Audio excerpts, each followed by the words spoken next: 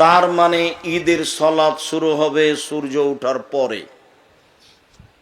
বাংলাদেশে কালিকাপুরে, রাজশাহীতে ঈদের সালাত শুরু হচ্ছে 7:30, 8টা, 9টায়। ঢাকার ঈদগাহে মাঠে একটা হলো 8টায়, একটা হলো 9টায়, একটা হলো 10টা। ধর্মপৈতৃক সম্পত্তি, যার যা মনে লাগে সে তা করবে। ঈদের সালাত হবে সূর্য ওঠার পরপরই, 6টায়, 6:30টায়, ঠেকে না হয় 7টা, এর পরে যেতে পারে না। প্রয়োজনে মাঠ বড় হবে, তবু হচ্ছে না। প্রয়োজনে মাঠ ভাগ হবে, এক ঈদের মাঠে একাধিকবার সালাত হবে না। সারা দুনিয়ার মানুষ করলে সারা দুনিয়ার মানুষ বেদাতি, তারা রাসূলের সুন্নাত মানে না। কথা আরো আছে, খুব খেয়াল করে থাকতে হবে। এই ছেলে, সম্মানিত দিনী ভাই বোন, কখন বের হবেন, কিভাবে বের হবেন? পায়ে হেঁটে। এখরজু রাসূলুল্লাহ সাল্লাল্লাহু আলাইহি ওয়াসাল্লাম মাসিয়ান ইয়ারজু মাসিয়ান। আল্লাহর নবী পায়ে হেঁটে ঈদের মাঠে যেতেন, পায়ে হেঁটে ঈদের মাঠ থেকে আসতেন। পরে ভুলে যেতে পারে আর একটা কথা রেখে রেখে 6। আনাস বলছেন, এজা কানা ইয়ামুল ঈদ খালাফাত তারিকা, যেদিন ঈদের দিন হতো আল্লাহ রাসূল রাস্তা পরিবর্তন করতেন, একটা দিয়ে যেতেন আর একটা দিয়ে আসতেন। অল্প হলেও পরিবর্তন করার চেষ্টা করবেন। এইবার তাকবীর, এখনো ঈদের মাঠ থেকে, বাড়ি থেকে বের হয়নি, এখনো কোথায় আছি? বাড়িতেই আছি। এখন বের হব, তার প্রস্তুতি। ইবনু শিহাব জোহরি বলেন, কানান নাস হিনা ইয়াখরুজুনা ইউকাব্বিরুনা, বাড়ি থেকে বের হওয়ার সময় তাকবীর শুরু করতেন, হাত্তা ইয়াসুলুল মুসাল্লা, ঈদের মাঠে যাওয়া পর্যন্ত। বাড়ি থেকে বের হওয়ার সময় বলতেন ঈদুল ফিতরে, আল্লাহু আকবার, আল্লাহু আকবার, লা ইলাহা ইল্লাল্লাহ, আল্লাহু আকবার, আল্লাহু আকবার, ওয়ালিল্লাহিল হামদ, আল্লাহু আকবার কাবীরা, আলহামদুলিল্লাহ কাসীরা, সুবহানাল্লাহি বুকরাতাও আসিলা। এই দুয়ার আমি কোনোদিন প্রমাণ পেশ করতে পারিনি, যার কারণে এটা বলি না। এমনি বলবে সুবহানাল্লাহ, আলহামদুলিল্লাহ, আল্লাহু আকবার বলবে, অন্যথায় এটা বলবে আল্লাহু আকবার, আল্লাহু আকবার, লা ইলাহা ইল্লাল্লাহ, আল্লাহু আকবার, আল্লাহু আকবার, ওয়ালিল্লাহিল হামদ। হাত্তা ইয়াকসুরুল ইমাম, ইমাম যখন সালাতের জন্য বের হবে তখন এটা বন্ধ হয়ে যাবে। সারাদিন চলবে, তার এটা নিশ্চিত বিবরণ পাওয়া যায় না। তবু বললে একদিন, ফজরের পর থেকে নিয়ে সূর্য ডোবা পর্যন্ত ঈদুল ফিতরে, আর ঈদুল আজহাতে হবে 1 তারিখ থেকে নিয়ে 13 তারিখ পর্যন্ত। ওটা লম্বা হয়ে গেল।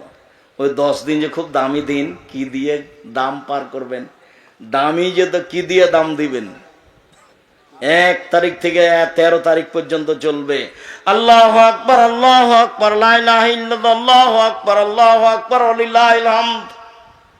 খালি যারা হজ করতে গেছে তারা নাই খালি বলছে লাব্বাইক আল্লাহুম্মা লাব্বাইক, লাব্বাইক লা শারীকা লাক, লাব্বাইক ইন্নাল হামদা ওয়া নি'মাতা লাক ওয়াল মুলক লা শারীকা লাক। তোমার দরবারে উপস্থিত, আমরা তোমার দরবারে উপস্থিত, প্রশংসা তোমার, অনুগ্রহ তোমার, রাজত্ব তোমার, কোনো শরীক নাই তোমার। লাব্বাইক আল্লাহুম্মা লাব্বাইক, লাব্বাইক লা শারীকা লাক, লাব্বাইক ইন্নাল হামদা ওয়া নি'মাতা লাক ওয়াল মুলক লা শারীকা লাক।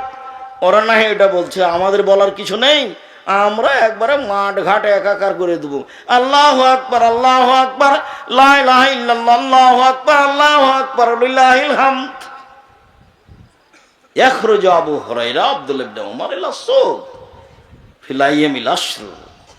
আব্দুল্লাহ ইবনে উমর, আবু হুরায়রা যুলহিজ্জার 1 তারিখ থেকে নিয়ে 13 তারিখ পর্যন্ত বাড়ি থেকে বের হতেন, বাজারের দিকে রাস্তায় বলতেন আল্লাহু আকবার, আল্লাহু আকবার, লা ইলাহা ইল্লাল্লাহ, আল্লাহু আকবার, আল্লাহু আকবার, লিল্লাহিল হামদ। ওই কবরে নাস মা তাকবীরাতিহিমা, ওদের দুইজনের সাথে যারা শুনতো রাস্তাঘাটে বাজারে, তারা বলতো আল্লাহু আকবার, আল্লাহু আকবার, লা ইলাহা ইল্লাল্লাহ, আল্লাহু আকবার, আল্লাহু আকবার, লিল্লাহিল হামদ। পুরুষেরা এবার ঈদের মাঠে যাচ্ছে, তাহলে মহিলাদের সাথে নেন, তারপরে তখন ঈদের মাঠ। এখন আমরা কোথায় আছি? রাস্তায়, বাসা থেকে বের হচ্ছি, মহিলারাও বের হবে। উম্মু আতিয়া রাদিয়াল্লাহু তাআলা আনহা বলেন, উমিরনা নুখরিজাল হুইয়া জাতিল খুদুরে, আমাদের ঋতুবতীদেরকে ঈদের মাঠে যেতে বলা হয়েছে, যুবতী মেয়েদেরকে বলা হয়েছে ভালো মহিলা তো ঈদের মাঠে যাবেই, ঋতুবতীও যাবে। আব্দুর রাজ্জাক সাহেব কালিকাপুরে মহিলাদের ব্যবস্থা নেই বলে ওরা কি আরে ধানের কি আরে দাঁড়াবে, মাঠে রাস্তায় দাঁড়াবে। গ্রামবাসী করে না কেন? সাথে সাথে করতে 24 ঘন্টার মধ্যে মহিলাদের জন্য ঈদের ব্যবস্থা করতে হবে। সব কিছু হয়, এটা হয় না। দুনিয়া হয়, বাড়ি হয়, বিল্ডিং হয়, এটা কেন হয় না? এটা হবে বলে জায়গা নেই, যদি স্কুল মাঠে হবে, জায়গা বাদ। কোথায় হবে? আগামীকাল থেকে স্কুল মাঠে হবে, মাঠে হবে কোনো এক জায়গাতে। ছেলেদের খেলার জায়গা হয়, সলাতের জায়গা হবে না, ফাঁকা জায়গায়। একটু এখন বলবো ফাঁকা জায়গায় কোথায় সলাতে হতে হবে তার। এখন চলে আসে ঈদের মাঠে। এইবার ঋতুবতী মহিলারা ঈদের মাঠে যাবে, ভালো মহিলা তো যাবেই। সলাতের সময় ঋতুবতী মহিলারা পৃথক হয়ে থাকবে। ইয়াসাদনা জামাতাল মুসলিমিন দাওয়াতাহুম, তারা মুসলমানদের তাকবীরে দুয়াতে শরীক হবে এবং বক্তব্য শুনবে। ইকাব্বিরনা মান নাস, ঋতুবতী হায় জলা মহিলারা বলবে লাব্বাইক আল্লাহুম্মা লাব্বাইক, লাব্বাইক লা শারীকা লাকা লাব্বাইক। মহিলারা বলবে আল্লাহু আকবার, আল্লাহু আকবার, লা ইলাহা ইল্লাল্লাহ, আল্লাহু আকবার, আল্লাহু আকবার ওয়া লিল্লাহিল হামদ। ঋতুবতী হায় জলা মহিলারা বলবে আল্লাহু আকবার, আল্লাহু আকবার, লা ইলাহা ইল্লাল্লাহ, আল্লাহু আকবার, আল্লাহু আকবার ওয়া লিল্লাহিল হামদ। তো তাহলে মধ্যখানে কথা বলেনি, এখন মহিলার হজ তো ওও তো অরত ঋতু হয়ে গেছে, তাহলে ওও বলবে লাব্বাইক আল্লাহুম্মা লাব্বাইক, লাব্বাইক লা শারীকা লাকা লাব্বাইক, ইন্নাল হামদা ওয়া নি'মাতা লাকা লা শারীকা লাক। ঋতু অবস্থায় কোনো মহিলা কাবা ঘর তওয়াফ করতে পাবে না, এটা বন্ধ থাকবে। সালাত তালবিয়া চলবে। ঋতুবতী মহিলার হজ করতে গিয়ে ঋতু শুরু হয়ে গেলে, হাই শুরু হয়ে গেলে কাবা ঘর তওয়াফ করা নিষেধ, সালাত আদায় করা নিষেধ, এই দুটা কাজ বন্ধ।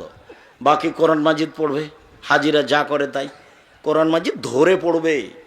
হায় জলা মহিলা কেন? হাজিরা ধরে পড়ছে। আল্লাহ রাসূল বলছেন ইসলাম আয়াসনাল হজ, আয়েশা কাঁদছো কেন? বলে এই যে আপনারা তো উমরা নিয়ে যাবেন, হজ নিয়ে যাবেন, আমার এখন হায়েজ হয়েছে, আমার তো উমরা হলো না, আমি এখন কি করি, তাই আমি কাঁদছি। আর এগুলো তো আদমের মেয়েদের উপরে ফরজ করা হয়েছে, তুমি চিন্তা করো কেন? হ্যাঁ, ইসলাম আয়াসনাল হজ, হাজিরা যা করে তুমি তাই করো। তুমি কাবা ঘর তওয়াফ করবে না আর সালাত আদায় করবে না, বাস হাজিরা যা করে তাই করো। হাজিরা বলে লাব্বাইক, তুমিও বলো লাব্বাইক। হাজিরা বলে সুবহানাল্লাহ, তুমিও বলো সুবহানাল্লাহ। হাজিরা কোরআন তেলাওয়াত করো, তুমিও কোরআন তেলাওয়াত করো, যা আছে সবই করো, শুধু দুইটা কি বলেন তো? দুইটা কি? এক সালাত আর তওয়াফ, এটা করতে পারবে না। ঋতুবতী মহিলার ঈদের মাঠে যাবেই। একজন মহিলা বলল আল্লাহ রাসূল এহদানা লাইসা লাহা জিলবাব, আমাদের অনেকের মহিলাদের না কারো কারো চাদর নাই, তো কি গায়ে দিয়ে যাবে? দেখছেন চাদর লাগবে। উপস্থিত বৈঠকের মুসলিম না, আপনি ওভাবে এসছেন কেন? ছোট ব্লাউজ পরে দেবরের মোটরসাইকেলে এসছেন আপনি? ছি ছি ছি ছি, দেবরকে ওভাবে ভালোবাসছেন কেন? দেবর আপনার দেবর, তাকে মূল্যায়ন করতে হবে, এ কথাই ঠিক। কিন্তু ভালোবাসা দিয়ে আদর করে কথা বলে মজাক করে তাকে সম্মান করতে হবে, এ কথা ঠিক নয়। আমাদেরও বাড়িতে আছে পুরুষ নারী, একজন আর একজনকে জানে না। আমার একটাই ছোট ভাই মুস্তফা কামাল, একটাই, আমরা দুই ভাই। এখন পর্যন্ত মুস্তফা কামাল জানে না যে ওর ভাবি কেমন, অথচ ও আমাদের বাড়িতে আছে, থাকছে, খাচ্ছে। ওই কিছুদিন থেকে একটু কমেছে, এই অল্প কদিন থেকে, 2, 4, 5, 7 বছর থেকে হতে পারে। সম্মানিত দিনী ভাই বোন, ওটা ব্যক্তিগত ব্যাপার। যখন মানুষ নিজ স্বাধীনতা, নিজের মান সম্মান বিবেচনা করে কোনো মহিলা, তখন সে পথঘাট বের করে নেয়। কোনো মহিলা যখন নিজের পর্দাকে নিজে রক্ষা করব মনে করে, তখন কি করে নেয়? পথঘাট বের করে নেয়। কিছু কঠিন হতে পারে, হয় স্বাভাবিক। সম্মানিত দিনী ভাই বোন, কোথায় আছি এবার? ঈদের মাঠে। ঈদের মাঠে এবার চলেন, ঈদের মাঠে যাই। ইখরাজ রাসূলুল্লাহ সাল্লাল্লাহু আলাইহি ওয়াসাল্লাম ইলাল মুসাল্লা তুহমালুল আনাজা, একটা লাঠি সাথে নিয়ে যাওয়া হতো। ফানসে বাবাইনা ইয়াদাইহি, লাঠিটা সূত্রা হিসাবে গেড়ে দেওয়া হতো। ফাইসাল্লি আলাইহা, আল্লাহ রাসূল সে লাঠির দিকে মুখ করে সালাত আদায় করতেন। ওয়ানা যালিকা লা ফাদা ফিহা ইস্তাতার বিহি, লাঠি গাড়া হতো কেন? ঈদের মাঠে কোনো কিছুই ছিল না যা সামনে রেখে সালাত আদায় করা যায়, এই জন্য ফাঁকা জায়গায় ঈদের সালাত হতো। এই জন্য শুনুন, খুব ভালো করে শোনেন, আল্লাহর নবী ফাঁকা জায়গায় যাচ্ছে ঈদের সালাত আদায় করতে, মসজিদের নববীর উপর দিয়ে যাচ্ছে। মসজিদে নববীর এক সাইডে বসবাস করেন। মসজিদে নববী এমন মসজিদ যেখানে 2 রাকাত সালাত আদায় করলে অন্য মসজিদের চেয়ে 1000 গুণ বেশি নেকি হবে। এই মসজিদে পাড়া দিয়ে পা দিয়ে ওর উপর দিয়ে হেঁটে 500 গজ দূরে গিয়ে ফাঁকা জায়গায় সালাত আদায় করছেন, সেখানে কোনো কিছুই নেই। অতএব ঈদের মাঠকে বাসর ঘর করে সাজানো হারাম। ঈদের মাঠ মেহরাব তৈরি করা হারাম। ঈদের মাঠে মিম্বার তৈরি করা হারাম, বিদাত। ঈদের মাঠে বাঁশ দিয়ে সাজানো বাসর ঘর করা, 3-4 বার সালাতের জন্য ঢাকার সেই জাতীয় ঈদগাহের মতো, এগুলো সব কাবিরা গুনাহ, হারাম। আব্দুর রাজ্জাক সাহেব দুনিয়াবাসী করছে যে শুধু দুনিয়াবাসী না, সারা পৃথিবী করবে। শিরকার বেদাত মানুষের কাছে প্রিয় হয়ে যাবে। শিরকার বেদাত মানুষের কাছে কি হয়ে যাবে? প্রিয় হয়ে যাবে।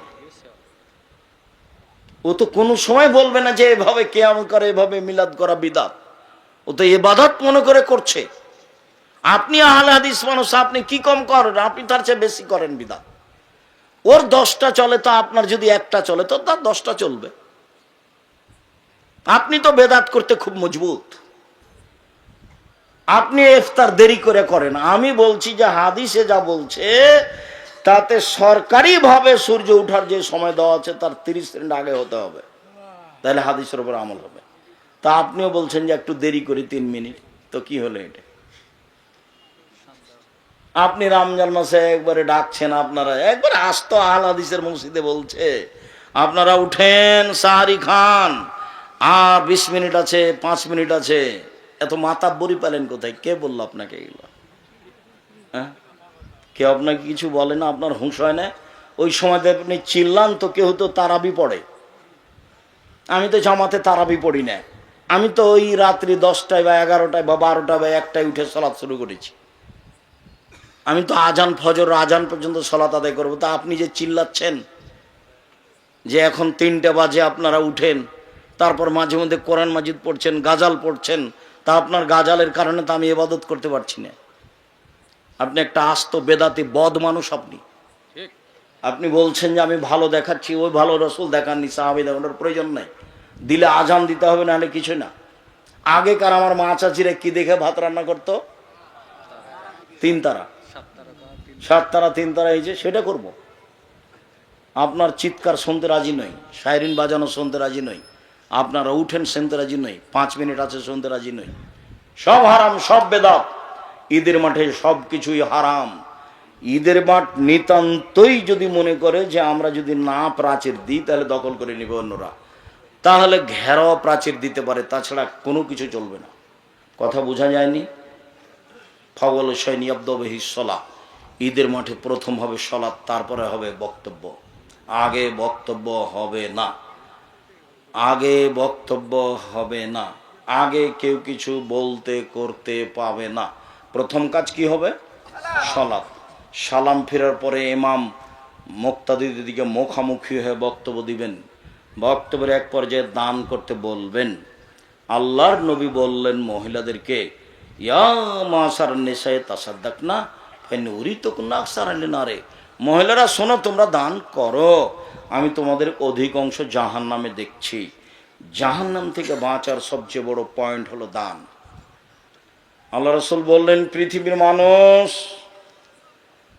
খেজুরের মূল অংশ আর খেজুরের বীজ, আঁটি, এই দুইটার মধ্যে একেবারে হালকা তরল একটা সাদা পদার্থ আছে। দেখেছেন কোনোদিন? আল্লাহ নবী বলছেন যে এইটার সমান দান করে তুমি জাহান্নাম থেকে বাঁচো। 2 টাকা হলো দান, 50 পয়সা হলো দান করে তুমি বাঁচো জাহান্নাম থেকে। মানে দানই মানুষকে জাহান্নাম থেকে বাঁচাতে পারে। হাদিস তো সব বুখারী মুসলিম। এবার শেষে চলে আসলাম, আজকের মতো আলোচনা শেষ করতে যাচ্ছি। দোয়া হবে না কিন্তু সালাত শেষে 2 রাকাত সালাত আদায় করে বক্তব্য দিয়ে সুবহানাকাল্লাহুম্মা ওয়া বিহামদিকা আশহাদু আল্লা ইলাহা ইল্লা আনতা আস্তাগফিরুকা কত বলে চলে যাবে। মাঠ ছেড়ে দিবে, হাত তুলে দোয়া হবে না। হাত তুলে দোয়া করা সবাই মিলে বিদাত, সারা দুনিয়ার মানুষ করলেও বিদাত, একাই করলেও বিদাত। হাত তুলে দোয়া করা ব্যক্তিগত ব্যাপার, যেটা বললাম সালাতের ব্যাপারে সেটাই করতে হবে, এটাই নিয়ম। জোর করে আর একটা কিছু করলে ও করাই হবে, হুজুরের দাপটে হবে। হুজুর তো বলেছে, কে বলছে 7 ভাগে কোরবানি চলবে না, তা আপনিও করলেন, হলো। তো হুজুর বলেছে, কে বলেছে হাত তুলে দেওয়া চলবে না, কে বলেছে আগে বক্তব্য দেওয়া যাবে না, তা আগে বক্তব্য দিল, ঠাঁস এনে চেয়ারম্যান দিল, মেম্বার দিল, তারপর হুজুরও দিল। আমি যদি কোনোদিন কোনো মাঠে উপস্থিত হই, চেয়ারম্যান তো বহুদূরের কথা, উপর থেকে উপরে যারা আছে এমন কোনো মানুষ থাকবে না মাঠে যে সাহস করতে পারে আমার সামনে বক্তব্য দিতে পারে। ওই হিসাবে আমি রাখি না, ওকে আমি উঠাই আর বসাই, বসাই। আল্লাহ কোনো দিন পিছে নিয়ে জেনে আল্লাহ ওইভাবেই রেখেছে। আলহামদুলিল্লাহ, আলহামদুলিল্লাহ, আলহামদুলিল্লাহ, আলহামদুলিল্লাহ। কোনো দিন আল্লাহ কোনো মানুষের অধীনে রাখেনি, একবারে ফ্রি রেখেছেন, যার কারণে কোরআন হাদিস খুব স্বাধীনভাবে বলতে পারি। আলহামদুলিল্লাহ, কোনো সময় কোনো বাধার মুখোমুখি হয় না। কেউ যদি পথ খরচ না বেঁচে খায়, বিদ্যার বুদ্ধি বেঁচে খায়। তাই তো পদ্মা সেতুতে ওরা হলো ইঞ্জিনিয়ার আর আমরা হলাম কামলা। ওরা হলো ইঞ্জিনিয়ার আর আমরা হলাম কামলা। তো ওরা যে কৌশল করে বিদ্যার বুদ্ধি বেঁচে খায়, ওদের হাত থেকে বাঁচতে হলে সূচনায় যায় আগে। অন্তত আকিদে কি জিনিস এটা বুঝি, ওকে ঘৃণা করতে শিখি, আর জিনিসপাতিকে ঘৃণা করতে শিখি। আর আমি আমারটা পড়তে শিখি কোরআন মাজিদ। আমাকে কোরআন মাজিদ পড়তে শিখতেই হবে, আর আমাকে আকিদে দিয়ে তাকে জানতেই হবে। এই জন্য আমি পৃথিবীর বিভিন্ন দেশ ঘুরে বই পুস্তক লিখে সিলেবাস তৈরি করেছি, এবং সারা বাংলাদেশের প্রত্যেকটা গ্রামে গ্রামে যাব ইনশাল্লাহ। এই মর্মে ইতিমধ্যে আমি উত্তরবঙ্গে প্রায় 350 মসজিদ, এরকমই কিছু মসজিদ সফর করেছি, এবং এসব মসজিদে মক্তব চালু হয়েছে। মক্তবের ইমামদের প্রশিক্ষণ শুরু হয়েছে। তারা নিয়মিত রাজশাহীতে আসবে, ফ্রি যাবে, ফ্রি বই পুস্তক দিব, তারা এখানে ফ্রি খাবে। মক্তব চালু করব, দেশ জুড়ে করব ইনশাআল্লাহ। তো আমি বললাম, আব্বু তোমার তো পদক্ষেপ খুব পছন্দনীয়, আলহামদুলিল্লাহ, জাযাকুমুল্লাহ খায়র। তুমি পদক্ষেপ শক্তভাবে গ্রহণ করো, আল্লাহ সাহায্য করবেন ইনশাআল্লাহ। সেই সুবাদেরই আজকেও প্রোগ্রাম সম্মত আদ-দাওয়া ইলাল্লাহর পক্ষ থেকে। যেহেতু আদ-দাওয়া ইলাল্লাহর পক্ষ থেকে আমিও একসাথ দিয়ে একমত হয়ে আমি তাদের আদ-দাওয়া ইলাল্লাহর প্রত্যেকটা কাজে আমি পরামর্শ দিতে বা তাদেরকে সহযোগিতা করতে বা তাদের সাথ দিতে আমি প্রস্তুত আছি ইনশাআল্লাহ। তার মধ্যে প্রোগ্রাম 1 নম্বর। এই মর্মে তারা জামিয়া সালাফিয়া থেকে থাকা খাওয়ার সুবিধা নেই, যে টাকা আপনাদের। ইমামদের যাওয়া আসার সুবিধা নেই, যে টাকা আপনাদের।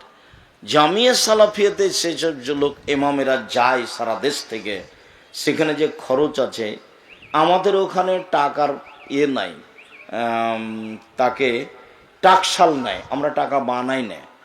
মানুষে আপনারা 10 টাকা 20 টাকা দেন, সেই টাকাই এই টাকা। তো যার কারণে প্রোগ্রামগুলি আমি শক্তভাবে করতে বলেছি। আমি আদ-দাওয়া ইলাল্লাহর প্রোগ্রামেই যাব মর্মে আজকে আমি বলছি, আমি জানি না ছেলেরা প্রস্তুত আছে কিনা। সব ছেলেগুলিকে আমি সামনে আসতে বলছি। আপনাদের কাছে ছেলেরা যদি আসে তো আপনি 10 টাকা হলেও দিবেন, ফেরত দিবেন না সামনে। আর ইনশাআল্লাহ আল ইয়াদুল উলিয়া খায়রুম মিন ইয়াদিস সুফলা, দেওয়া হাতটা ভালো নেওয়া হাতের চেয়ে। আল্লাহ রাসূল বলছেন, বুখারী মুসলিমের হাদিস, দেওয়া হাত ভালো নেওয়া হাতের চেয়ে। সব সময় দেওয়া হাতে থাকবেন। তোমরা দাওয়ালার ছেলেরা আছো তো সবাই যাও, ভিতরে যাও।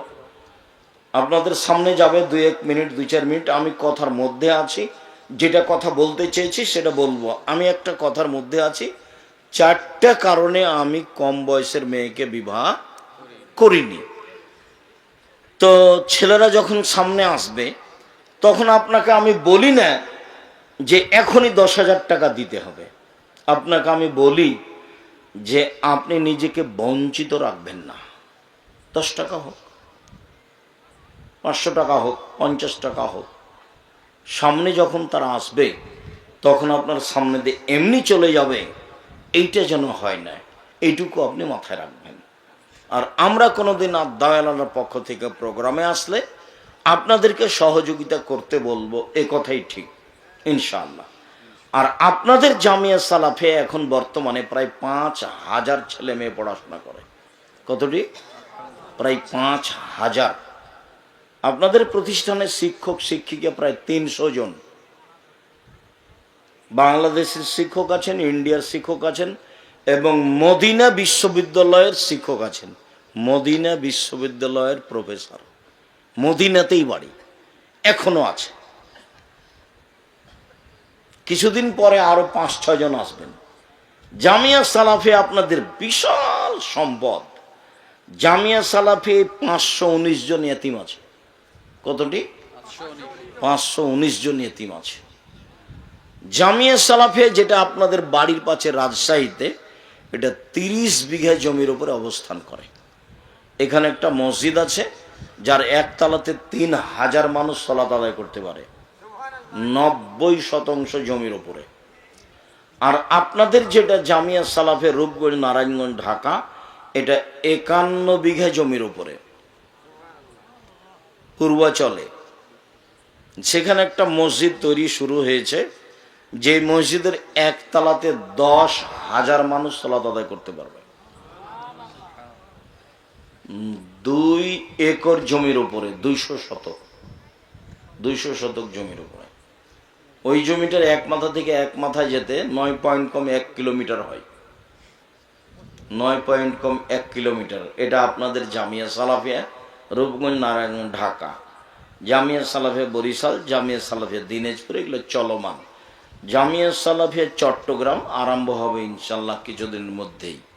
সম্মানিত দিনী ভাই বোন, এটা আপনাদের প্রতিষ্ঠান, আপনাদের প্রতিষ্ঠানে আপনারাই খরচ করেন। শিক্ষকদের বেতন লাগে প্রতি মাসে 32 লক্ষ। প্রতি মাসে কত বেতন লাগে? 32 লক্ষ। রমজানে লাগে 48 লক্ষ, আর কুরবানিতে লাগে 48 লক্ষ। কিভাবে হয় তা আমি বলতে পারবো না, তবে আমি দেখতে পাচ্ছি যে হচ্ছে। আমার মনে বড় সাধ, এ দেশের মাটিতে আমি উন্নত মানের প্রতিষ্ঠান গড়বই ইনশাল্লাহ। যে কোনো যেখানে ছেলে মেয়ে বাংলা, ইংরেজি, আরবি উন্নত মানের শিক্ষা অর্জন করে জাতির অন্যায়ের বিরুদ্ধে লড়বে, মুখে কলমে মিডিয়ায় লড়বে ইনশাল্লাহ। দেশের সর্ববৃহৎ প্রতিষ্ঠান জামিয়া সালাফিয়া, বাংলা, ইংরেজি, আরবি উন্নত মানের শিক্ষা অর্জনে ব্যতিক্রম প্রতিষ্ঠান জামিয়া সালাফিয়া, শিরক মুক্ত প্রতিষ্ঠান জামিয়া সালাফিয়া, বিদাত মুক্ত প্রতিষ্ঠান জামিয়া সালাফিয়া, হিংসা মুক্ত প্রতিষ্ঠান জামিয়া সালাফিয়া, দল মুক্ত প্রতিষ্ঠান জামিয়া সালাফিয়া, সংগঠন মুক্ত প্রতিষ্ঠান জামিয়া সালাফিয়া। দেশের অমূল্য সম্পদ, শিক্ষামানের সর্বোচ্চ প্রতিষ্ঠান জামিয়া সালাফিয়া। জীবন বাজে রেখে লড়ে যাচ্ছি এই দেশের মাটিতে উন্নত মানের প্রতিষ্ঠান গর্বই ইনশাল্লাহ। যেখানে ছেলে মেয়ে বাংলা, ইংরেজি, আরবি উন্নত মানের শিক্ষা অর্জন করে জাতির অন্যায়ের বিরুদ্ধে লড়বে, মুখে কলমে মিডিয়ায় লড়বে ইনশাল্লাহ। হাজারো ছেলে মেয়ে আপনার সামনে উপহার দেব ইনশাল্লাহ, শুধু 2-1 জন নয়। মেয়েরা বোখারি পড়াতে পারবে, এ মেয়ে আপনার বাড়িতে গড়ে উঠবে ইনশাল্লাহ। মেয়েরা অন্তত যখন হিফজ করছে দেখবেন যে বছরের শেষে অন্তত 30-40 জন মেয়ে হাফেজা প্রতি বছর। 60-70-80 জন, 100 জন। এক প্রতিষ্ঠানে ছাত্র যতটি আছে ততটি খালি হাফেজি বের হয় একবারে। সম্মানিত দিনী ভাই বোন, প্রতিষ্ঠান উন্নত করার জন্য শিক্ষক আসছেন ইন্ডিয়া থেকে, শিক্ষক আসছেন সৌদি আরব থেকে, শিক্ষক আসছেন মিশর থেকে, শিক্ষক আসছেন ইয়ামান থেকে। এটা আপনাদের প্রতিষ্ঠান, খেয়াল রাখবেন। তার একটি বড় শাখা আদ-দাওয়া ইলাল্লাহ। আজকের প্রোগ্রাম আদ-দাওয়া ইলাল্লাহর পক্ষ থেকে। কাজে আপনার সামনে ছেলেরা আসলে 10 টাকা ছাড়া ফেরত দিবেন না অন্তত। সম্মানিত দিনী ভাই বোন, বলছিলাম মা হওয়ার জন্য 4টে জিনিস লাগে। জাযাকাল্লাহ খায়ের। এক, বিদ্যে। এই কথা নিয়ে কথা এসেছে। আমার স্ত্রী আমার বোনদেরকে বিদ্যে শিখাবে, এই জন্য তালাকপ্রাপ্ত বয়সের মেয়েকে বিবাহ করেছি। উপস্থিত বৈঠকের মুসলিম বোন বুঝতে পারছেন না? এমনি ঢং ঢং করে এসে চলে গেছেন? একটু খেয়াল করেন। জাবের বেশি বয়সের মেয়েকে বিবাহ করেছেন কেন? ওর বোনদেরকে কি শিখাবে? বিদ্যা শিখাবে। এই জন্য মায়ের প্রথম কাজ ছেলে মেয়েকে বিদ্যা শিখানো। 2, বলে তুয়াদ্দেবাহুন না, আমার স্ত্রী আমার বোনদেরকে শিষ্টাচার শিখাবে। শিষ্টাচার, শিষ্টাচার কি জিনিস? শিষ্টাচার মানে মাথায় কাপড় না দিয়ে ঢং ঢং করে ঘুরো, এটা শিষ্টাচার। আমার স্ত্রী আমার বোনদেরকে শিষ্টাচার শিখাবে। শিষ্টাচার মানে ঈদের দিনে লম্বা লম্বা নখে নেইল পালিশ লাগাও, এটা শিষ্টাচার। শিষ্টাচার মানে কম বয়সের মেয়ে উঁচু স্যান্ডেল পরে নিজেকে লম্বা লম্বা দেখাও, এটা শিষ্টাচার। শিষ্টাচার মানে বাম হাতে পানি খাও, এটা শিষ্টাচার। শিষ্টাচার মানে মানুষকে কোনো কিছু দিলে থ্যাংক ইউ বলো, এটা শিষ্টাচার। শিষ্টাচার কি জিনিস? শিষ্টাচার কি জিনিস? ইসলাম ধর্মে প্রত্যেকটা জিনিসই শিষ্টাচার। আপনার সামনে আমি যে কথা বলবো এর শিষ্টাচার আছে কি? এর শিষ্টাচার হলো আসসালামু আলাইকুম। আমার কথা কি দিয়ে শুরু হবে? আসসালামু আলাইকুম। এর দাম আছে। এই ধর্মের নাম ইসলাম। আমি মুসলিম, কিন্তু আমার ধর্মকে আমি চিনি না, যার কারণে আমি কিছু বুঝতে পারি না। আমার ধর্মের নাম ইসলাম আর আমার নাম মুসলিম। আমার ধর্মের নাম কি? ইসলাম আর আমার নাম মুসলিম। হিন্দু মেয়েদের হাতে শর্ত ইয়া থাকে, কি থাকে? শাখা থাকে। তার মানে ও জানে যে আমি হিন্দু মেয়ে। বিবাহ হয়ে গেলে স্মৃতিতে কি থাকে? সিঁদুর থাকে। জানে যে আমি হিন্দু মেয়ে, এইটা দিয়ে তাকে পরিচয় দিতে হবে। কিন্তু আমি যে মুসলিম, আমার কোনো পরিচয় লাগে না। পরিচয় লাগে। দেখা হলে সালাম দিতে হবে, হাসি মুখে কথা বলতে হবে, মেহমান আসলে খেতে দিতে হবে, মানুষের সুবিধা অসুবিধা জানতে হবে। এগুলো শিষ্টাচার। আপনি আমার প্রতিষ্ঠানে গেলেন, আব্দুর রাজ্জাক সাহেব কত বলেন দেখি তো। ঢুকলাম, একটা ছেলেকে বললাম এই ছেলে শোনো, এই ছেলে শোনো। আরে ছেলে আমার দিকে তাকিয়ে চলে গেল, কিছু বললো না আমাকে। অবাক কথা, কি শিষ্টাচার আছে? দেখেন শিষ্টাচার। আমাকে বলবে না যে জি হ্যাঁ কি বলছেন বলেন, কোথা থেকে এসছেন আপনি? আমি নওগাঁ বড় কালিকাপুর থেকে এসছি। কি চান? আব্দুর রাজ্জাক সাহেবের সাথে কথা বলার জন্য এসেছি। ও আচ্ছা আচ্ছা, চলেন ওইখানে আছেন উনি, চলেন আপনাকে আমি রেখে আসি। আন্নালো ওখানে আছেন। তাহলে ছেলেটার কি বুঝবো আমরা? শিষ্টাচার। আমি বলতে থাকলাম, হাঁটতে থাকলো, দামই দিল না, এটা শিষ্টাচার। আর নির্বাচনে নেমেছে, মিছিল রাস্তাতে বের করছে, আপনার গাড়ি যদি সামনে পড়ে আর যদি একটু আপনার দিকে ওর দিকে চেপে যান, আপনাকে চোখ দেখায় কেমন? ওটাকে শিষ্টাচার। অমুকের চরিত্র ফুলের মতো পবিত্র। বোকা ছেলে, তোমার একটু ইতস্তবোধ হয় না? তুমি পড়াশোনা করেছো বলে তোমার মাথা দেখি সবই পায়খানা আছে। তুমি একটু কল্যাণ বুঝো না? তোমার কোনো হিতাহিত জ্ঞান নেই। কিসের পড়াশোনা করেছো তুমি? তুমি তো কামলা হবে।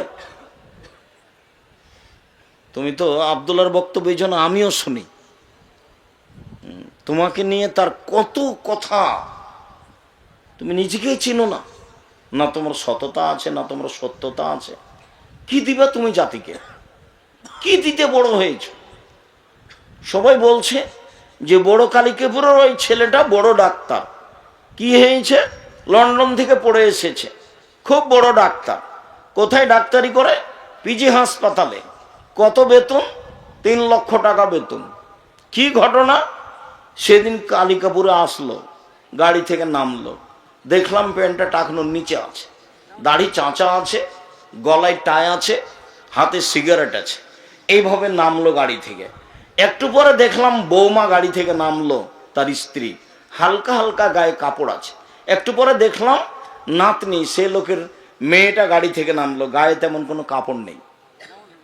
দেখি কিছুক্ষণ পরে গাড়ির পিছন দিকে কুকুর আছে। এই বড় শিক্ষিত হলো? আবার ঘটনা কি শুনেছেন? সাধারণ মানুষকে 4টা-5টা দেয়, পরীক্ষা দেয়, টেস্ট দেয়। তারপরে আবার যখন ওই প্রেসক্রিপশন লিখে, তখন ও জানে যে অন্য কোম্পানির ওষুধ এর চেয়ে ভালো, কিন্তু যে কোম্পানি তাকে টাকা দিয়েছে তারই ওষুধ লিখে। তো ওর গায়ে থুথু দিবেন এরকম হকও রাখে না। ও যে ওর গায়ে যে থুথু আপনি দিবেন এই হকও রাখে না। ও একটা মানে ঘৃণিত পশু প্রাণী, একটা ঘৃণিত পশু প্রাণী। তাকে মানুষ করেছেন কেন? সততা শিখিয়ে ছেলে মেয়েকে মানুষ করেন। আমি তোমার বাপ বলছি, আমি আমার বাপের জমির অর্থ সম্পদ দিয়ে তোমাকে পড়িয়েছি, জাতির জন্য তুমি কুরবান হয়ে যাবা। জাতির জন্য তুমি কি হবা? কুরবান হয়ে যাবা। অসহায় মানুষের পাশে থাকবা, আমার ওসিয়ত তুমি মানবা চিরদিন। টাকা তোমার পিছনে দৌড়াবে, অসহায় মানুষ যেখানে আছে সেখানে তুমি যাবা, অসহায় মানুষকে খোঁজ নিবা, ফ্রি কাজ করে দিবা, তোমার বেতন তো আছেই। ওর স্বভাব তো এটা হওয়া উচিত। বাপের কি বলার দরকার? এত লেখাপড়া করেছে এইটুকু তো বলবে সেই জন্য, না কি বলছেন আপনারা? তাই নয়? তার মানে তো বুঝলাম যে ও শিক্ষা অর্জন করেছে, শিষ্টাচার শিখেছে। আরে শোনা যাচ্ছে যে 4টা মেয়ে আছে তার দেখাশোনা করার জন্য, কাজের জন্য। ওরা কি বলে যারা সহযোগিতা করে? আরে না না, ওই যে ওষুধের যে করে সিরিয়াল দেয়, সবটি মেয়ে, মানে সবটি বেটি ছেলে। দেশে পুরুষ নাই? কম্পাউন্ডার। কেন? সব কালিকাপুরের ছেলেগুলো নিয়ে যাবে ও, তো সব মেয়েগুলো কেন? স্বভাব পরিবর্তন করতে হবে। বিদ্যা অর্জন করেছে, বিদ্যা মানে শয়তানি নয়।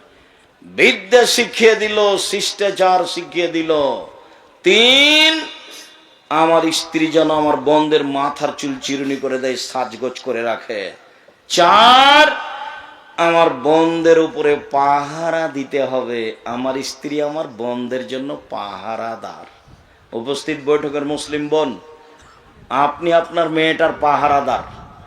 আপনি কি পাহারা দিয়েছেন মেয়েটার? এই যে আপনার পাশে বসে আছে, দেখেন দেখেন দেখেন তো, ওই যে মেয়েটা আপনার মাথায় কাপড় নেই, আপনার পাশে আছে। নখগুলো দেখেন বড় বড় আছে, দেখেন কপালে টিপ দেওয়া আছে। টিপ তো হিন্দুদের জিনিস, ওটা আপনারই মেয়ে। দেখলেন কি? দেখলেন? হ্যাঁ আব্দুল রাজিক সাহেব দেখলাম, দুঃখিত। তো ঠিক আছে, আপনার দুঃখিত বলে শেষ হবে না, আপনাকে সংশোধন করতে হবে। সম্মানিত দিনী ভাই বোন, ঈদের দিনের প্রথম কাজ এক খেলে চেয়ে থাকবেন, 19-20 হয় না যেন। ঈদের দিনের প্রথম কাজ, আব্দুল্লাহ ইবনে উমর বলেন, ফরাজ রাসূলুল্লাহ সাল্লাল্লাহু আলাইহি সাল্লাম যাকাতাল ফিতরে সান মিন তামারিন ও সান মিন সাইর আলাল আবদে ওয়াল হুররে ওয়াস সাগিরে ওয়াল কাবিরে ওয়াল যাকার ওয়াল উনসা আমারা বিহান তুআদ্দা কাবলাল খুরুজ ইলাস সালাহ। আল্লাহর নবী যাকাতুল ফিতরা ফরজ করেছেন 1 সা খেজুর, 1 সা জব, ছোট বড়, পুরুষ নারী, দাস দাসী, স্বাধীন, সবার উপরে। যে ভিক্ষা করে খায় তাকেও ফিতরা দিতে হবে, দিন মজুরকেও ফিতরা দিতে হবে। যে ভিক্ষা করে খায় তাকে আগেই ভিক্ষা করে রেডি করতে হবে ফিতরা। নইলে গ্রামবাসী তার ফেতরাটা দিয়ে দিবে। পাল্টা ফকিরকে দেওয়ার সময় বেশি করে দিতে হবে, সবাকেই দিতে হবে ফেতরা। ঈদের মাঠে যাওয়ার পূর্বে ফেতরা বের করতে হবে। এই স্বভাব আগে আপনার বাপ মা দাদা দাদির ছিল। ওরা ঈদের মাঠে যাওয়ার আগে কি করত? ফেতরা বের করে ঈদের মাঠে যেত। এটাই সুন্নাত, এটাই মূল কথা। যে ঈদের দিন প্রথম কি কাজ? ফেতরা বের করা। আব্দুর রাজ্জাক সাহেব, আমরা তো 15 রমজান থেকে ফেতরা বের করি। ওই জন্যই তো কথা আজকে। অতিরিক্ত 29 বা 30 রমজানে ফেতরা বের করা যায়, আব্দুল্লাহ ইবনে উমরের বর্ণনায়। ঈদের দিনের 1 নাম্বার কাজ সকালে উঠে ফেতরা বের করতে হবে। আরেকটা হাদিস বলি এইখানে, খুব খেয়াল করে থাকবেন, আমার দিকে চেয়ে থাকবেন। আর ছেলেরা আপনাদের সামনে আসলে 10টা টাকা ছাড়াও ফেরত দেবেন। হোক 10টা টাকা, 50 টাকা হোক, 500 টাকা হোক, 100 টাকা হোক। দানে টাকা বাড়ে, কমে না। অনেক হাদিস। দানে কবরের শাস্তি বন্ধ হয়ে যায়, দানে বাপ মায়ের পাপ মিটে যায়। ও খুব পাওয়ারফুল জিনিস, খুব শক্তিশালী জিনিস দান। দানটার একটা পরিবেশ হয়েছে, যখনই কোনো মানুষ দানের কথা বলে তখন আমাদের অন্তরে একটা ধাক্কা খায়। ও আর প্রয়োজনে চাচ্ছে, কি যে করবে, ওর প্রয়োজনে চাচ্ছে। এই জিনিসটা আমাদেরকে ঘায়েল করে দেয়। আমরা যদি আলেম ওলামা যদি মানুষকে বুঝাতে পারতাম যে আপনি এদিকে আসেন না, ওইদিকে থাকেন, যে দান হলো একটা দান, ইবাদত। আপনি এদিকে আসেন না, কোন দিকে? কি যে করবে, ওর প্রয়োজন আছে, সেই জন্য চাচ্ছে। তাহলে আপনাকে শয়তান কি করে দিবে? দুর্বল করে দিবে। আপনি এদিকে আসছেন না, আপনি এদিকে বলেন যে যাজ্ঞ মায়ের খাই খাবে, দান হলে ইবাদত, তাই 10 টাকা দিলাম। দান কি? দান হলে ইবাদত, সবচেয়ে শক্তিশালী ইবাদত, ক্ষমতাধর ইবাদত, পাওয়ারফুল ইবাদত। এমন কোন ইবাদত নেই যেটা আপনার মায়ের কবরের শাস্তি বন্ধ করে দিতে পারে। এমন কোন ইবাদত নেই, সেটা হজ হোক না কেন, 20 লাখ টাকা খরচ করে হজ হোক, সেটা সালাত হোক, এমন কোন ক্ষমতাধর ইবাদতই নেই। বুখারী মুসলিমের হাদিস, আপনার বাপ মরে গেছে, পাপ মিটিয়ে দিতে পারে, পাপ মিটিয়ে দিতে পারে মরা মানুষের পাপ। সেই জিনিসটার নাম কি? দান।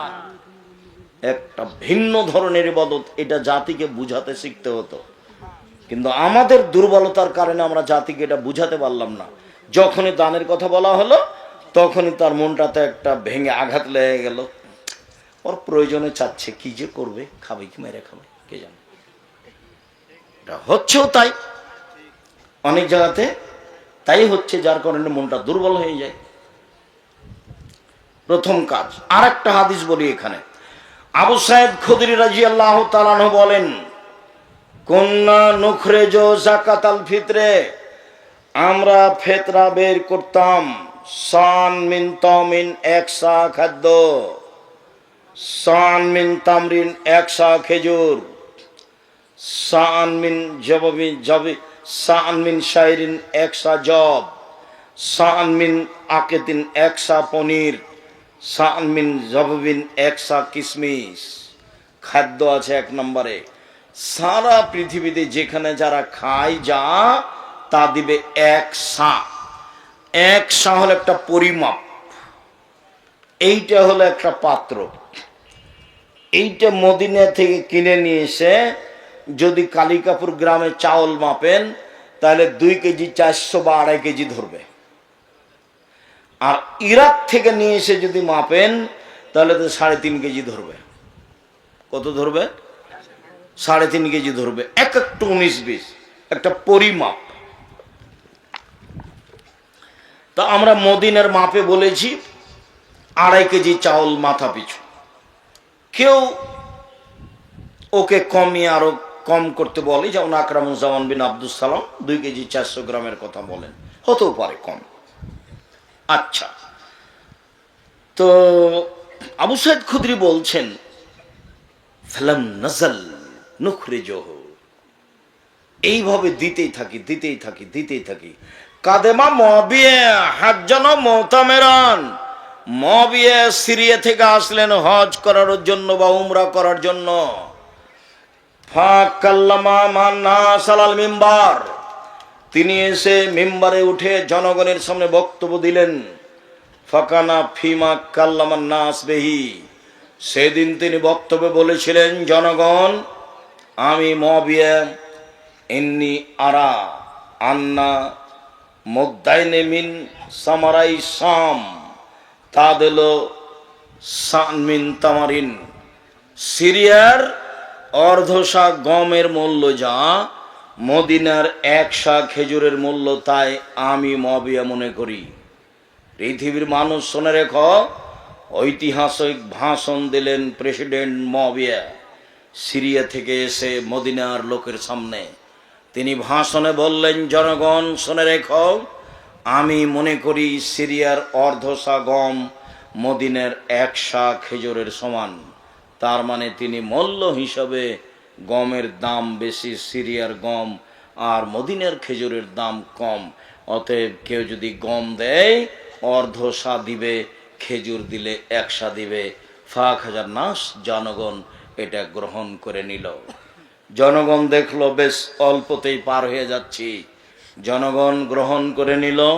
কাল আবু সাইদ খুদরি বললেন, মানা, তবে আমি উখরিজুহু কামা কুনতু উখরিজুহু আবাদান মা ইসত, আমি আবু সাইদ খুদরি হায়াতে যতদিন বেঁচে থাকবো ততদিন রাসূলের নিয়ম পরিবর্তন করিব না।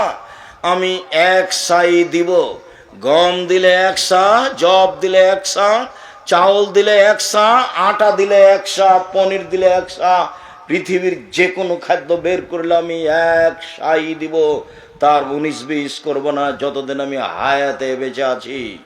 বিশিষ্ট সাহাবী আবু সাইদ খুদরি রাদিয়াল্লাহু তাআলা ঐতিহাসিক তার ভাষণে বললেন। তিনি এক পর্যায়ে তাকে যখন বলা হলো, কালা রাজুলুন মিনাল কওম আওয়া মুদাইন মিন কামহিন, কেন মুআবিয়ার বক্তব্য চলবে না? গম অর্ধশা হলে হবে না? কেন মুআবিয়ার বক্তব্য চলবে না? অর্ধশা গম হলে হবে না? তখন তিনি বলছেন, আরে তিলকা কিমাত মুআবিয়া, এটা তো হলো মুআবিয়ার মূল্য হিসাব। বলছেন, আরে এটা তো হলো মুআবিয়ার মূল্য হিসাব, লাখ ভালো হওয়া ওলা ভালো হওয়া, কিয়ামত পর্যন্ত তার কথা গ্রহণ করব না এবং কোনোদিন মানব না।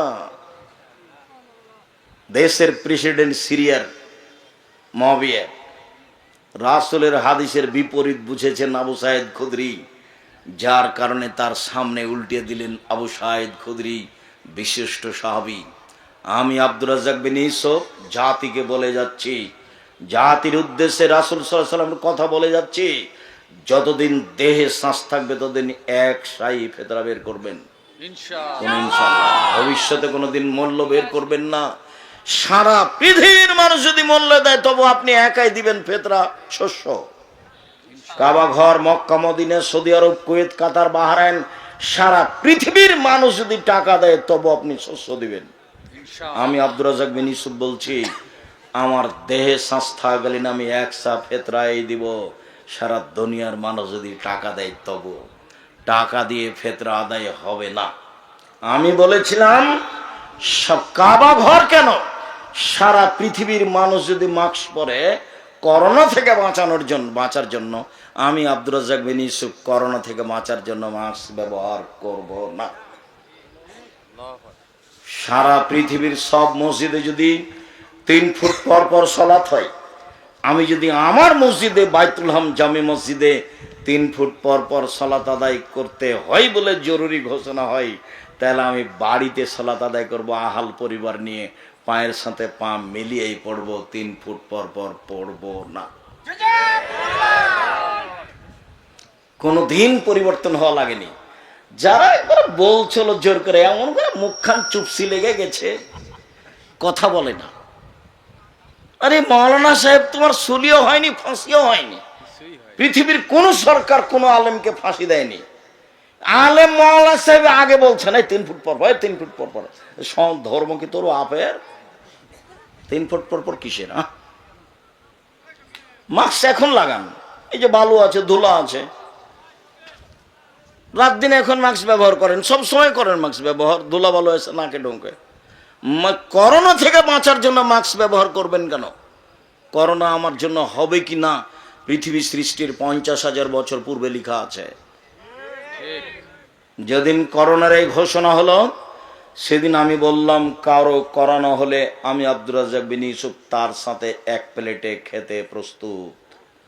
কারো করোনায় যদি মরণ হয় আমি তার গোসল দিব, জানাজা দিব। তাতে যদি আমার করোনা হয় আমি বলবো না তার গোসল দিয়েছে এই জন্য আমার করোনা হয়েছে, আমি বলবো পৃথিবী সৃষ্টির 50,000 বছর পূর্বে আমার নামেও করোনা লেখা হয়েছিল, তাই এই জন্য আমার হয়েছে।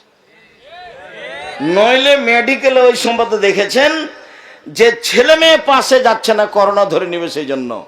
আবার কোন কোন জায়গায় দেখাচ্ছে যে ওর স্ত্রী আর গায়ের সাথে আছে লেগে, তো ওকে করোনা হয় না। আবারও যা খেয়েছে তার নিচে ফেলে দেওয়া হয়েছে, ফকির খাচ্ছে, ওকে করোনা হয় না। সব পাগল, ধর্মকে পাগল পেয়েছে। মানুষের ভাগ্য কখন লেখা হয়েছে? পৃথিবী সৃষ্টির 50,000 বছর পূর্বে।